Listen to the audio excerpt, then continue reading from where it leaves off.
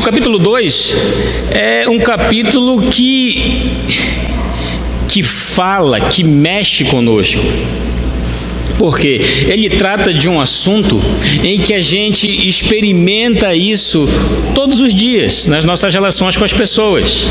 Ele vai tratar da acepção de pessoas, do preconceito, da discriminação. E no versículo 1, ele vai dizer o seguinte: meus irmãos, versículo 1 do capítulo 2, meus irmãos, não tenhais a fé em nosso Senhor Jesus Cristo, o Senhor da glória, em acepção de pessoas. Eu fico tentando imaginar o Tiago escrevendo isso, porque são coisas opostas. São coisas opostas. E não existe, já disse o filósofo, que não existe similaridade entre aquilo que é oposto. Oposto é oposto e pronto. Ou seja, ter fé em Jesus e fazer acepção de pessoas são coisas totalmente opostas. Por quê? Porque o nosso Senhor não se comportou dessa forma. Porque ao olharmos para Jesus, nós não vamos ver em Jesus, nós não iremos perceber em Jesus um comportamento discriminatório, um comportamento que se baseia na diferenciação de pessoas. E quando a gente fala em diferenciação de pessoas, aqui a gente tem a tendência, e por isso que o Tiago vai falar sobre o aspecto socioeconômico aqui. Porque existia um problema muito grande aqui, que ele fala logo no início, no capítulo 1, que era a dificuldade com os ricos, o que os ricos estavam fazendo com os mais pobres. E esse comportamento, inclusive, havia entrado na comunidade judaica, onde os próprios fariseus são acusados de roubar as viúvas, lembram? Roubar as viúvas e os seus órfãos, porque elas estavam indefesas. Você vai ver isso de uma maneira muito marcante nos profetas menores. E um dos motivos de Deus acabar com o reino do norte foi exatamente esse: a injustiça social, um povo extremamente injusto que levava os seus perante o tribunal por causa de um par de sandálias. E Deus chega para esse pessoal e diz: olha, é impossível restaurá-los, eu tenho que acabar com vocês. E o reino do norte é literalmente varrido do mapa. Os povos a quem Deus levanta para julgar, para exercer seu juízo, acabam com o reino do norte. Povo de Deus, judeus, aqueles que receberam o sinal da aliança, circuncisão, os profetas que receberam a lei. E quando a gente olha para a história e olha para dentro de nós, a gente percebe que existe em mim e existe em cada um de nós aqui a tendência de repetirmos os mesmos equívocos. Por isso que nós olhamos para a história e nós não olhamos para a história só dentro de um aspecto linear, que tem um início, mas que caminha para um final. Mas também a história para nós ela é cíclica, porque os acontecimentos históricos têm a tendência de se repetir. Você olha para os judeus, a maneira como se comportaram, e você às vezes, em alguns momentos, como eu me vi neles.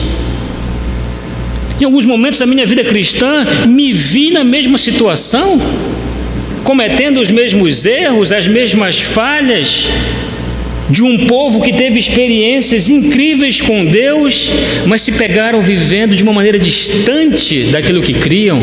Quantos de nós, em alguns momentos, não nos pegamos dessa forma? Conhecemos a Deus, sabemos quem Ele é, mas em quantos momentos aquilo que sabemos está tão distante daquilo que vivemos? É por isso que o Tiago escreve. Sabe para quê, irmãos? Para diminuir essa distância entre aquilo que você acredita com aquilo que você faz. Essas duas coisas não podem em nenhum momento se distanciar. Tem que estar próximo. Aquilo que você acredita, aquilo que você diz crer tem que ser necessariamente aquilo que você pratica. E é por isso que ele vai tratar desse particular, desse aspecto, na nossa relação com as pessoas. E ele vai na mosca.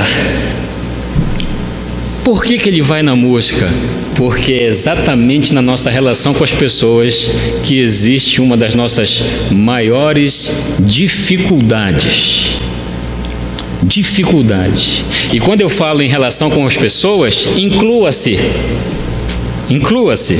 coloque-se no meio, porque você também faz parte dessa relação consigo mesmo, a luta que você tem consigo mesmo, é ou não é? Sim ou não? Nós não lutamos em vários momentos conosco para aplicar essas verdades que aqui estão? Aí você vai ver no versículo 2, só para a gente pegar e depois a partir do 5 começar a caminhar, certo? Se, portanto, entrar na vossa sinagoga algum homem com anéis de ouro nos dedos, em trajes de luxo, e entrar também algum pobre andrajoso, e tratardes com deferência o que tem os trajes de luxo, e lhe disserdes: tu, assenta-te aqui em lugar de honra. E disserdes ao pobre: ó, tu fica ali em pé, ou senta-te aqui embaixo do estrado dos meus pés. Não fizestes distinção entre vós mesmos? E não vos tornastes juízes, tomados de perversos pensamentos? E aí ele continua a partir do versículo 5. Ouvi, meus amados irmãos, escutem, prestem atenção, olhem para isso, atentem-se a isso aqui. O Tiago chama a atenção, ouçam isso aqui. Não escolheu Deus os que para o mundo são pobres, para serem ricos em fé e herdeiros do reino que ele prometeu aos que o amam? Entretanto, vós outros menosprezastes o pobre. Não são os ricos que vos oprimem e não são eles que vos arrastam para tribunais? Não são eles os que blasfemam o bom nome que sobre vós foi invocado? Se vós, contudo, observais a lei régia, segundo a Escritura, amarás o teu próximo como a ti mesmo, fazeis bem. Se, todavia, fazeis acepção de pessoas, cometeis pecado, sendo arguidos pela lei como transgressores. Pois qualquer que guarda toda a lei, mas tropeça em um só ponto, se torna culpado de todos. Porquanto aquele que disse não adulterarás, também ordenou não matarás. Ora, se não adulteras, porém matas, vens a ser transgressor da lei. Falai de tal maneira e de tal maneira procedei, como aqueles que hão de ser julgados pela lei da liberdade. Porque o juízo é sem misericórdia para com aquele que não usou de misericórdia. A misericórdia triunfa sobre o juízo. O texto por si só, ele já se autocomplementa, se autoexplica, mas aqui é necessário a gente fazer algumas considerações. Porque quando você olha o versículo 5, o português ele não facilita o nosso trabalho de interpretação aqui, porque você tem a ideia de que, pronto, então o segredo é ser pobre, não é? Bom, se mais de 80% das pessoas no mundo elas são pobres, então o segredo aqui é ser pobre e o problema é ser rico. Se você olhar grosso modo aqui sem fazer essas considerações, você vai chegar a essa conclusão. Aí tem uma outra discussão: o que é ser pobre e o que é ser rico?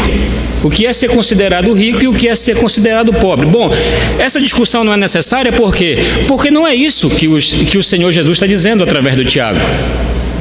Ele não está dizendo que o pobre, por ser pobre, já tem em si a garantia de estar seguro. E o rico, por ser rico, já está fadado à condenação. Não é isso que ele está falando. Ele não está falando tão somente da questão socioeconômica. Ele está falando da sua relação com essas coisas. Por isso que a gente vai ver no Sermão do Monte isso deixado bem claro por Jesus. Obrigado, pastor. Ele não está falando tão somente dessa relação socioeconômica, ele está falando da maneira como você se relaciona com as coisas que você tem. E é aí que existe um grande desafio. O pobre, por ser pobre, não é garantia de que ele, por ser pobre, já está seguro. Não é isso que o texto está dizendo. E aqui abre também uma discussão interessante para nós. Qual é a discussão? Bom, tem um grande problema no nosso mundo hoje, que é a questão da desigualdade social. O Brasil é um país que uma das suas características marcantes é exatamente isso, a desigualdade social. Um país extremamente desigual, injusto, né? Você olha, isso já acontece desde o início do capítulo 2, Jesus falando sobre pobre e sobre ricos aqui. Isso também nos mostra que a questão da desigualdade social, essa injustiça, não é fruto ou resultado ou produto de planos econômicos. Nós vivemos num sistema capitalista, e esse sistema de capitalismo ele produz necessariamente, para ele sobreviver, a desigualdade. Ele sobrevive através da desigualdade. Não é possível viver num mundo capitalista onde a desigualdade não exista. Tem que haver desigualdade para poder manter o sistema, esse sistema econômico. Mas aqui não existia esse sistema econômico. Aqui o sistema econômico era capitalista? Não existia absolutamente nada disso. Percebe, irmãos? A desigualdade, a injustiça não é resultado de um sistema ou de um modelo ou de um plano econômico. A injustiça, a desigualdade, ela é produto do coração dos homens, independente do sistema em que eles vivem. O homem por si só é mau. O homem distante de Deus, ele é mau, independente do ambiente em que ele viva. Isso, a palavra de Deus já deixa bem claro para nós. Não é a mudança de um sistema que vai produzir a igualdade entre os homens. O que produz a igualdade entre os homens é a relação desses homens com Deus. O que traz paz para a nossa sociedade não são as políticas públicas. O que traz paz para a nossa sociedade é a relação desse homem com Deus. Justificados, pois, mediante a fé, temos paz com Deus. O que produz paz social é a relação da sociedade com Deus. O problema da paz ou a ausência de paz entre as pessoas é sintoma de uma grande doença. Sabe qual é a grande doença? A ausência de paz com Deus. É porque esses homens estão distantes de Deus. É por isso que eles não têm paz uns com os outros. Porque primeiro eles não têm paz com Deus. Dessa forma, você consegue explicar aquilo que acontece na rua. Dessa forma, você consegue explicar os índices de criminalidade, de violência no nosso estado. Sabe por quê? Porque essas pessoas não conhecem a Deus. Fazem o que fazem porque não tiveram um encontro com a graça de Deus, porque se tivessem, fatalmente mudariam de vida. Só que tem um detalhe. Só que tem um detalhe aqui. O Tiago não está falando dos descrentes. Os ouvintes do Tiago não são os incrédulos, são os crentes. São os crentes. São os crentes que fazem acepção de pessoas. São os crentes que se comportam de uma maneira discriminatória. São os crentes que tratam um em detrimento do outro. Não está falando dos que estão na rua, porque dos que estão na rua é muito fácil de concluir a maneira como eles se comportam. Qual é a maneira? Estão longe de Deus.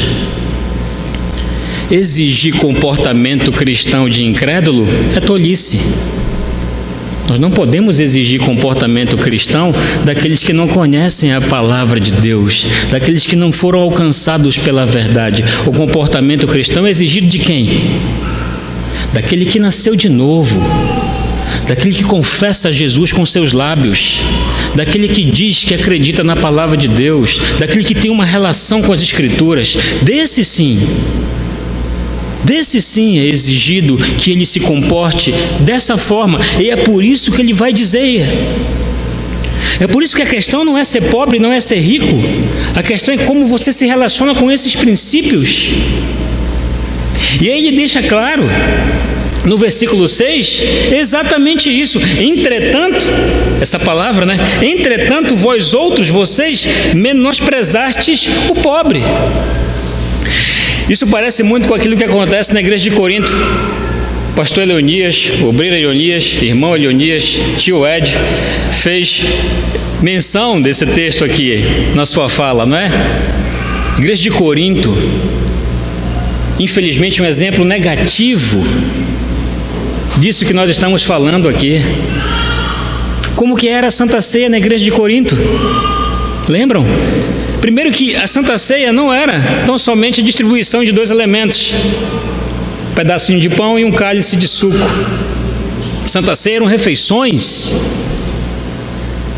e eram refeições públicas, coletivas. O que aconteceu na igreja de Corinto, irmãos? Olha o que aqueles irmãos fizeram. Olha o que aqueles irmãos fizeram, só pensavam em si. Olhavam para aquela mesa lá, se a farinha é pouca, o meu pirão primeiro. Só pensavam em si, só olhavam para si.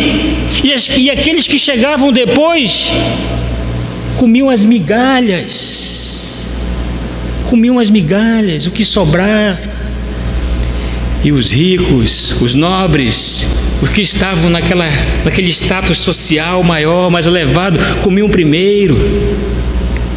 E os mais humildes, os mais simples eram deixados para depois. Nós temos ou não temos a tendência de repetir o mesmo comportamento, irmãos? Lamentavelmente temos. É possível identificar isso? Sim. De uma maneira muito simples, de uma maneira muito fácil. Quando você está numa janta coletiva, num almoço coletivo, como é que você se comporta? Como você reage? Como é que você faz? Você se preocupa com o que está do seu lado? Você se importa com aquele que ainda não pegou? Você está preocupado com isso ou está preocupado somente consigo mesmo? Vejam, irmãos, apesar de estar falando para o grupo, isso é uma reflexão pessoal. Isso é uma autoanálise. Eu não estou querendo dizer absolutamente nada, mas sonde o seu coração. Eu não tenho essa condição, eu não tenho essa autoridade ou esse poder de fazer isso, mas Deus e você sabem. Eu posso não saber, minha esposa pode não saber, mas Deus sabe. E eu também sei. Eu também sei como eu me relaciono com essas coisas, como eu me porto. Eu também sei da intenção do meu coração. Você pode bater palma, porque você está vendo tão somente o externo, mas mesmo você batendo palma, Deus pode estar dizendo o quê? Não, sabe por quê? Porque eu sei da intenção do seu coração. Você pode estar aparentando uma coisa para as pessoas e elas estão te aplaudindo, mas de mim você não tem isso. A sua recompensa é isso que você está tendo aí, os aplausos. Lembra dos fariseus que oravam em praça pública, em voz alta, para receber o louvor dos homens? Qual era a recompensa deles? O louvor dos homens. Não espere receber de Deus aquilo que você já recebeu das pessoas. Não espere. Não espere receber de Deus aquilo que você já recebeu das pessoas. A sua recompensa é aquela. Por quê? Porque Deus conhece os nossos corações, irmãos. Deus conhece. É por isso que o Tiago, ele escreve de uma forma, fala de uma forma que nos encontra, né? Não adianta, vamos esconder aqui debaixo para ver se isso... Não adianta, vai lá buscar você lá dentro, lá no buraco onde você se mete, lá naquele esconderijo secreto. Tiago, a palavra de Deus, ela te encontra, ela te acha, ela te busca. É isso que ele está dizendo aqui. Versículo 7, ele fala dessa relação com as pessoas, essa supervalorização de uma classe de pessoas em detrimento de outra. Aí ele aponta para uma lógica que interessante. Puxa, vocês fazem isso, vocês oprimem as pessoas, vocês exploram as pessoas em detrimento de outros, e não são essas outras que levam vocês para o tribunal. Ele faz esse apelo, cara. Não são essas pessoas que os levam para... Aí existe uma discussão aqui. Puxa, e agora? Está falando de quem? De crentes ou de descrentes? Aqui, a maioria dos estudiosos vão dizer que esses que levam para os tribunais não são os crentes. São os ricos de uma forma geral, da cidade, da comunidade ali. Não são eles os que blasfemam, versículo 7, o bom nome que sobre vós foi invocado. Nós falamos hoje de manhã na escola dominical sobre fazer concessões.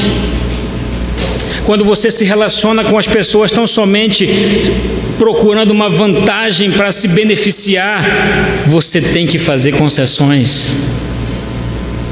Quando você se aproxima de alguém que tem uma outra condição ou uma condição mais elevada, tão somente para se beneficiar, você, para levar vantagem, em algum momento você vai ter que abrir concessões. E isso, irmãos, revela a maldade dos nossos corações. Porque os princípios da palavra de Deus, eles são inegociáveis. Inegociáveis. E são inegociáveis para o rico e para o pobre. Não importa. Não importa quem seja. Não importa o que falem. Se você vai fazer concessões porque você quer agradar alguém que pode te beneficiar lá na frente, você não pode fazer isso. É isso que o texto bíblico está dizendo. Como é que nós estamos nos relacionando com as pessoas? Nós somos sinceros com elas? Ou a nossa relação com elas é tão somente porque a gente pode se beneficiar ou levar vantagem em alguma coisa? Você tem que olhar para dentro de si. Tem que olhar para dentro de si e fazer essa reflexão. Irmãos, eu não estou dando indireta para ninguém mesmo, porque não é indireta, é direta mesmo. Isso não é indireta, é direta mesmo. É isso que o Tiago faz, não é indireta absolutamente, não, é direto mesmo. É direto ao ponto, é isso aqui que ele está dizendo. Você tem, sim ou sim, que se colocar diante de Deus, diante das Escrituras, e saber se você está aqui ou não. Por isso que o versículo 8 está aqui. Se vós, contudo, observais a lei régia segundo a Escritura, o que é que diz a lei régia? Nós temos 10 mandamentos, um decálogo. E aí os fariseus se encarregaram em acrescentar outros 600 mandamentos a esses 10. Desses 10 nós temos uma lei régia. Qual é? Amarás ao teu próximo como a ti mesmo. Porque se você ama o seu próximo, você se comporta da maneira correta. Eu lembro, toda vez que eu leio essa questão de amar o próximo, eu lembro de eu não era nem evangélico, eu estava numa aula de religião na escola, no ensino médio, isso. E eu resolvi naquela noite ficar numa aula de religião. Aí tá bom, vou assistir a aula de religião. A professora disse, ela começou a aula dizendo, eu lembro disso até hoje, que todos nós somos irmãos. E aí eu fiquei pensando naquilo, puxa. E aí de vez em quando eu parava para pensar em alguma coisa, naquele contexto, naquela situação que eu vivia, Aí eu ficava um tanto quanto reflexivo. Ela disse: não, todos nós somos irmãos. Aí eu fiquei pensando: puxa vida, se todos nós somos irmãos, quem é o meu próximo? Aí eu fiz essa pergunta para a professora na sala: professora, se todos nós somos irmãos, quem é o meu próximo? Aí ela disse assim: a gente conversa depois da aula. Deixa eu dar minha aula, depois a gente conversa. Bom, ela deu uma explicação, mas eu não consegui entender também a explicação. Mas o que isso quer dizer? O que isso quer dizer é que o seu próximo é quem? É a pessoa que você gosta? É a sua mãe, seu pai, seus irmãos, seu esposo, seu filho? Seu próximo é aquele que está próximo de você, seu vizinho, independente da fé que ele tem, independente da maneira como ele se comporta, independente do que ele faça. Puxa vida, agora nós estamos tocando em algo extremamente difícil. Você está querendo dizer então que eu tenho que amar aquela pessoa que fala, faz coisas totalmente ao contrário daquilo que eu acredito e faço? Sim. Sim. Quem Jesus amou, irmãos? Quem Jesus amou? O que nós éramos quando Jesus nos amou? E quando o texto bíblico fala que nós amamos, por que nós amamos?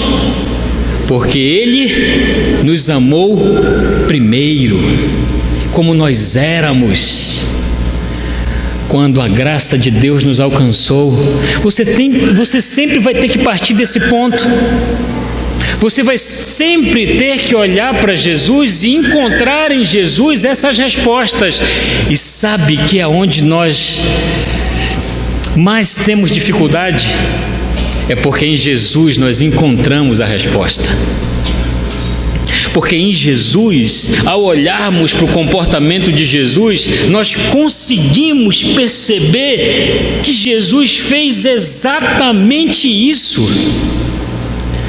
Nos amou, mesmo sendo totalmente diferentes daquilo que Ele é.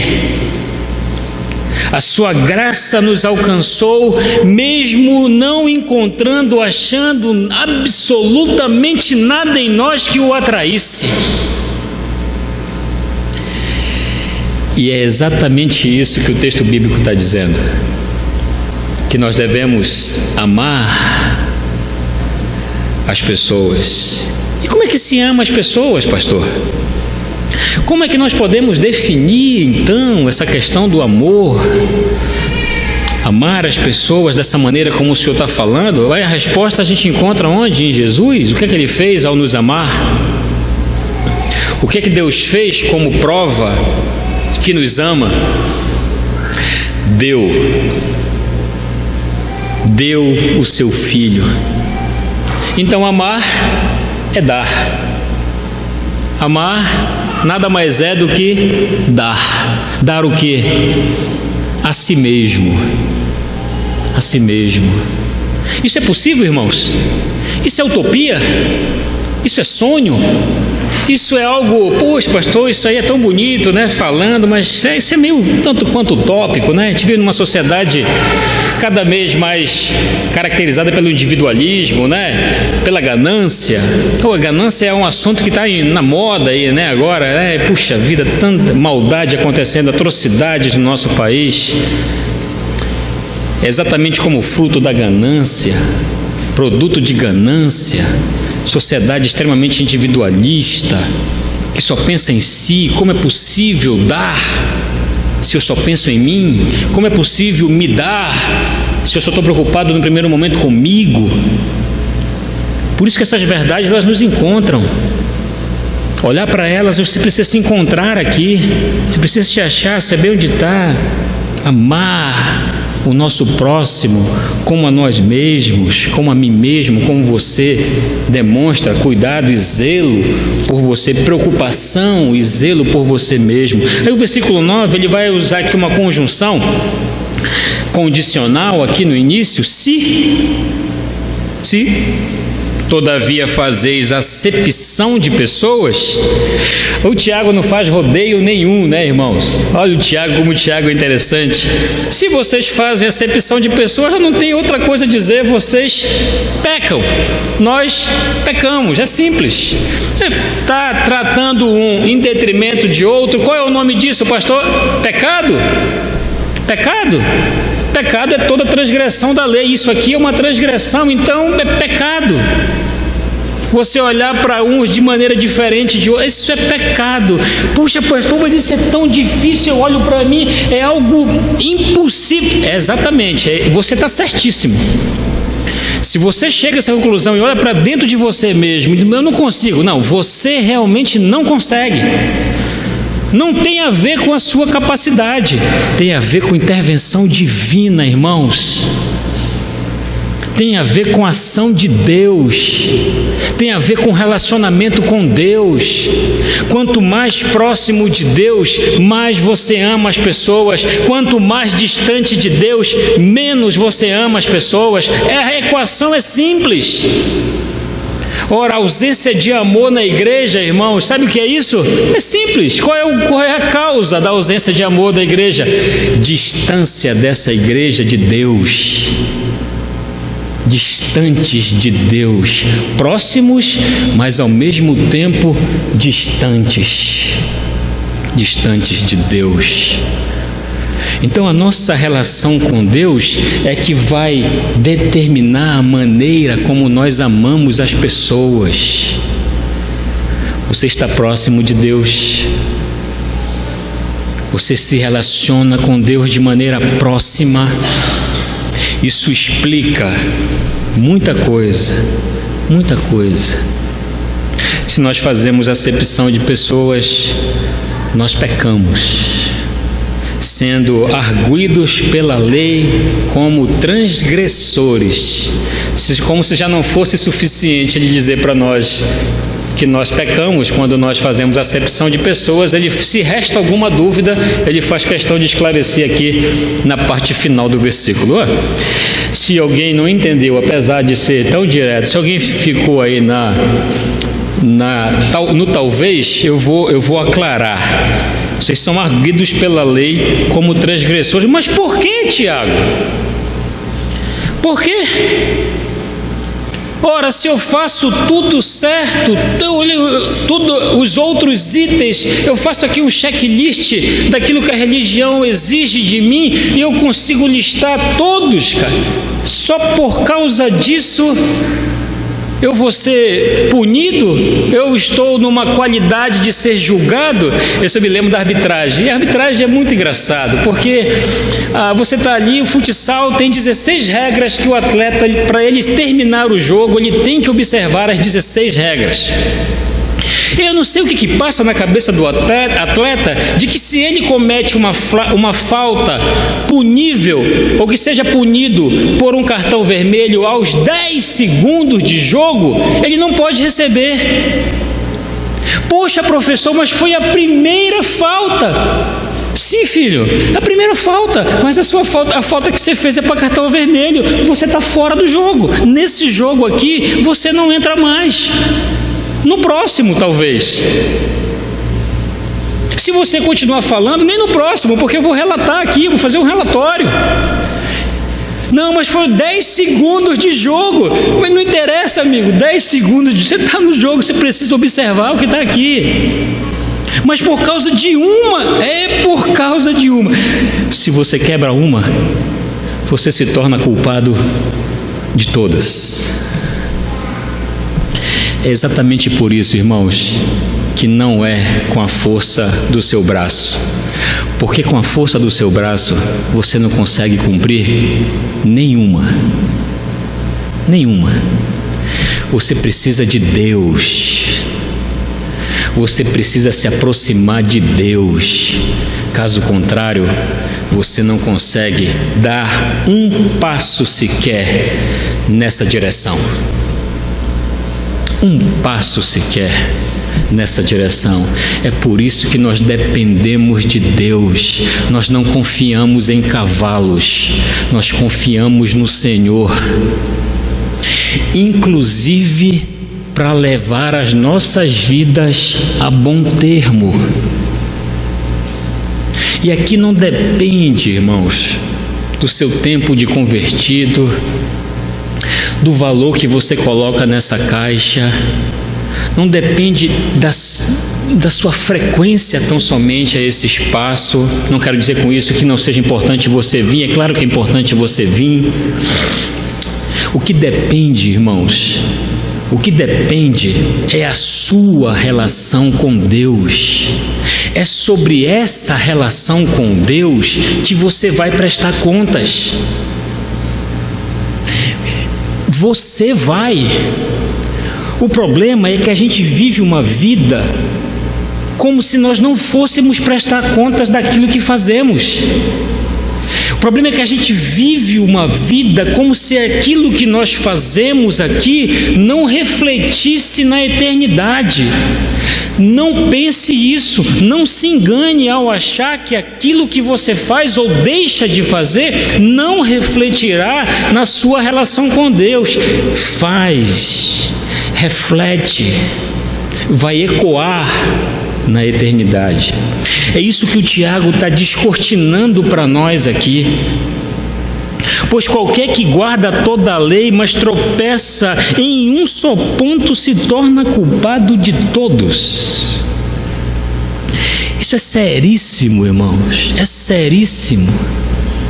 Porquanto aquele que disse não adulterarás, também ordenou não matarás. Aqui existe uma discussão muito grande. Por que o Tiago coloca esses dois mandamentos aqui? Alguns chegam à conclusão de que o motivo é porque os dois são motivos para matar as pessoas. Quem era culpado de adultério tinha que morrer. Quem era culpado de homicídio tinha que ser morto.